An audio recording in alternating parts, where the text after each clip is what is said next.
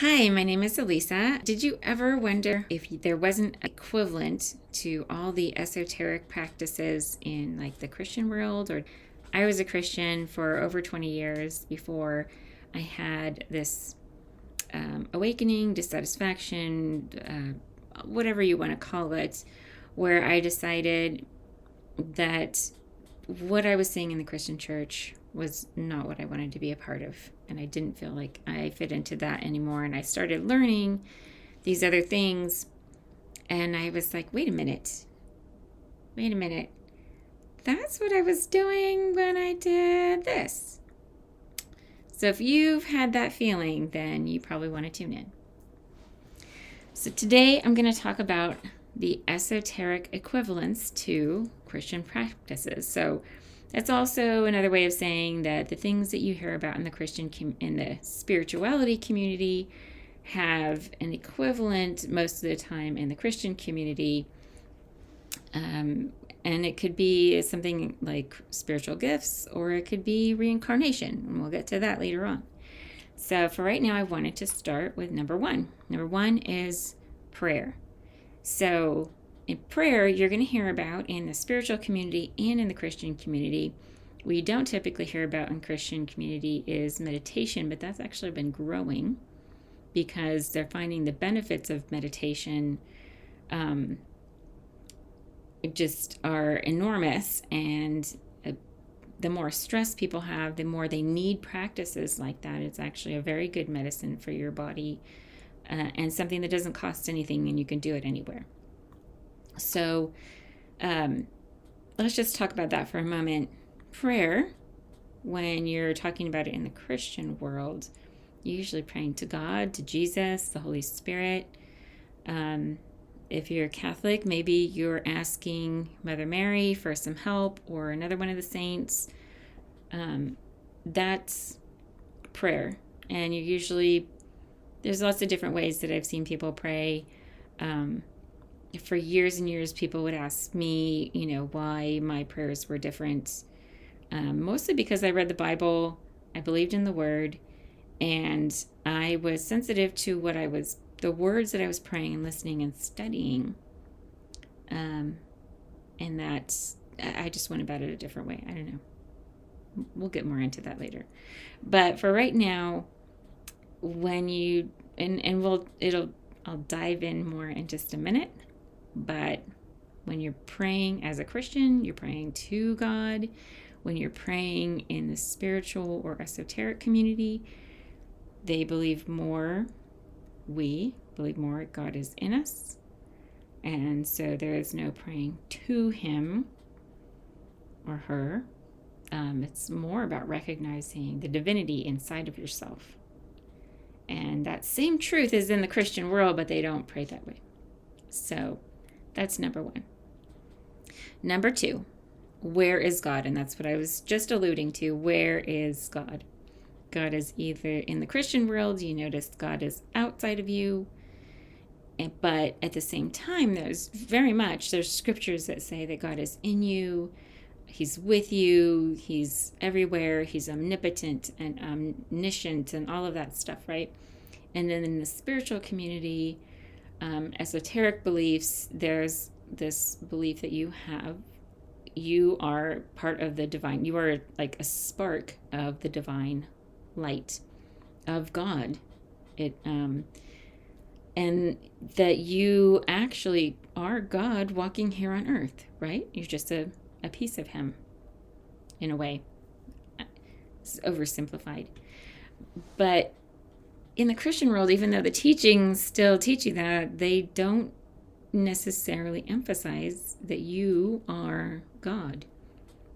Even though they tell you Christ is in you. What does that mean? It's the same thing. It's the same thing.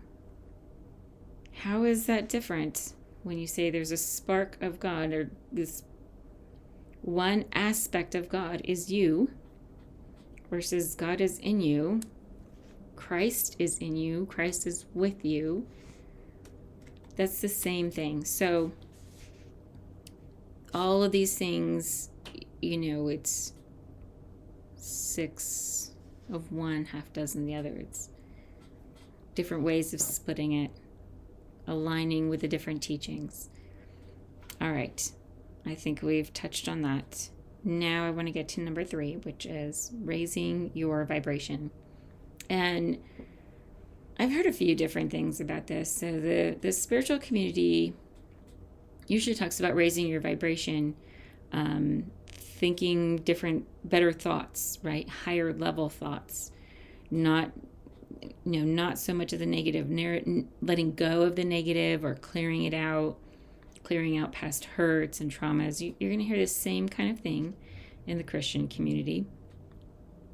But I kind of have to call out the spiritual community because they kind of poo-poo on worship, because they look at it like, oh, you shouldn't be worshiping God because you are God. Now, here's the benefit of worship. And I loved worshiping. Worshiping was amazing. But here's why. Because it raised my vibration. Because as I was worshiping, there was a cleansing that was happening. All of those things would start coming up and getting out. All the heaviness would come up and it would get out of the way, because I would be able to set aside ego, essentially, and be able to worship something bigger than myself. I would be able to adore something bigger than myself and be grateful. That gratefulness vibration would be enhanced in worship. And that is something that I think is missing from the spiritual community. That's something that I think they lose out on because they look down on it. Because they see the practice and they go, ugh, why do people do that? But they don't understand the heart of it, how much we open up our hearts when we worship, praise, all sorts of things like that. Now, there is an equivalent, kind of a side quest here. There are these sound baths and sound healing and all of those things. So how is that different? It's not, right? Essentially, you're doing similar activities. So I think the spiritual community misses out because they're looking at it through a particular lens, which we all do, right? We all have our lens. And instead of being able to see how we can come together, we kind of poo-poo on everybody else's stuff and look down and don't see how we could actually come together and how we have similarities of beliefs. So the next thing I have on my list is channeling. So this was a really interesting one.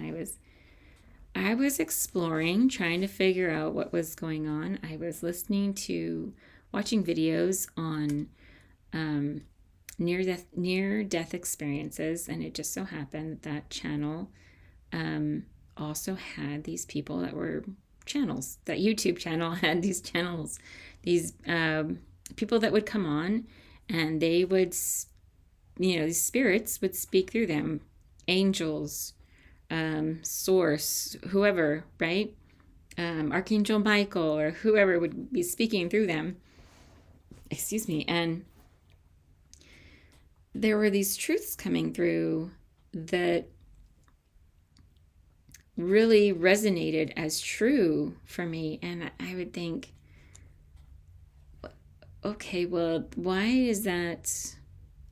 If this is something that I've known as something that was wrong, why does it sound so truthful?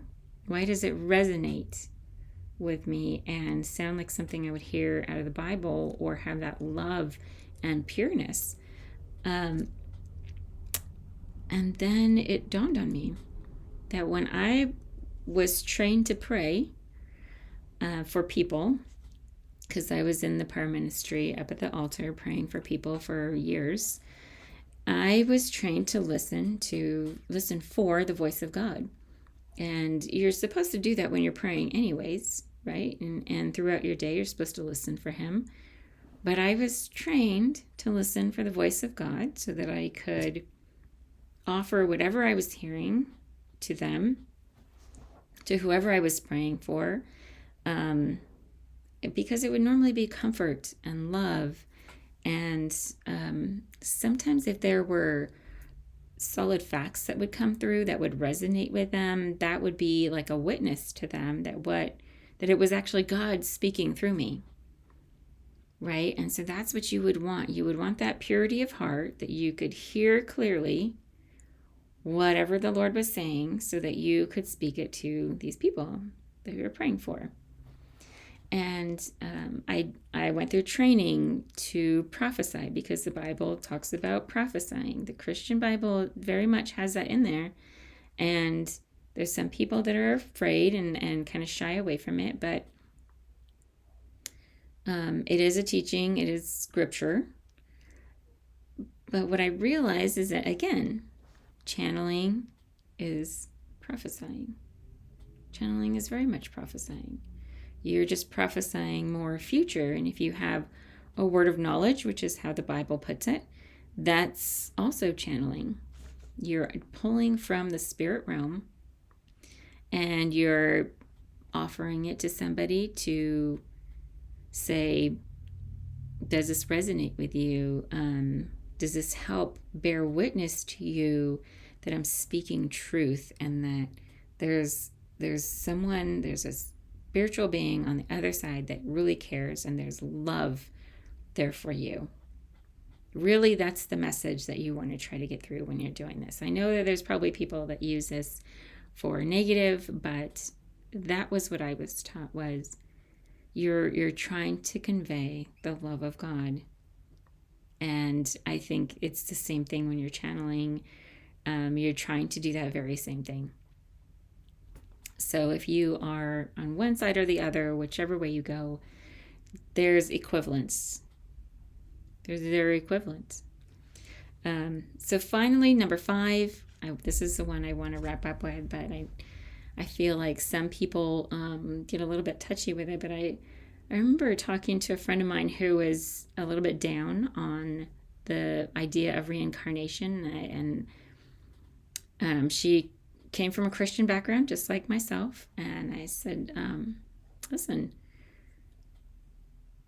Elijah is one of the very well-respected prophets, and he has like 2 reincarnations listed in the Bible.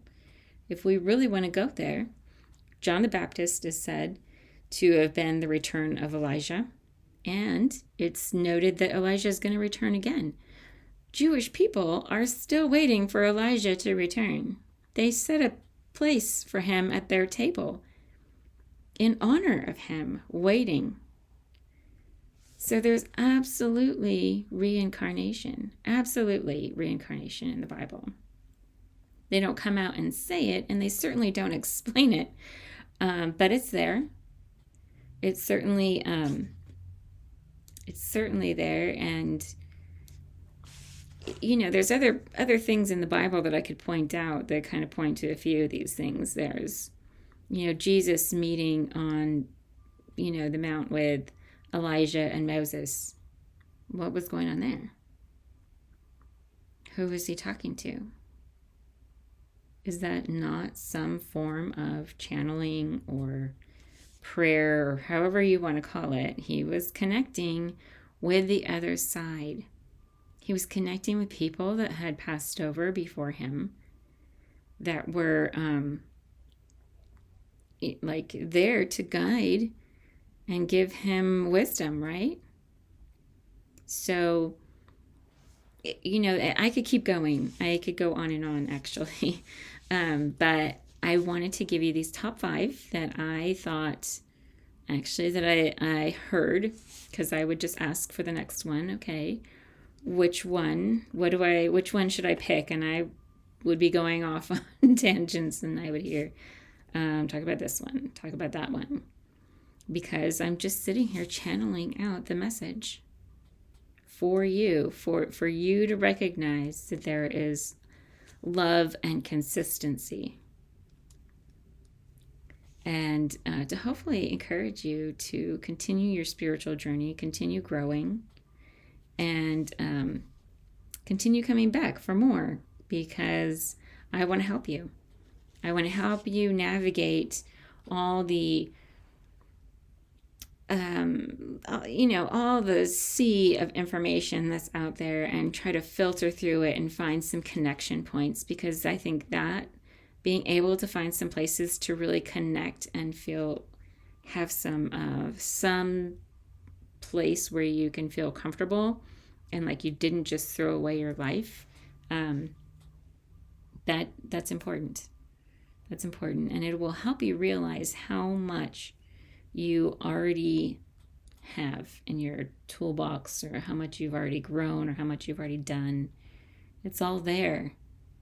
You just got to put together the pieces, and I want to help you with that.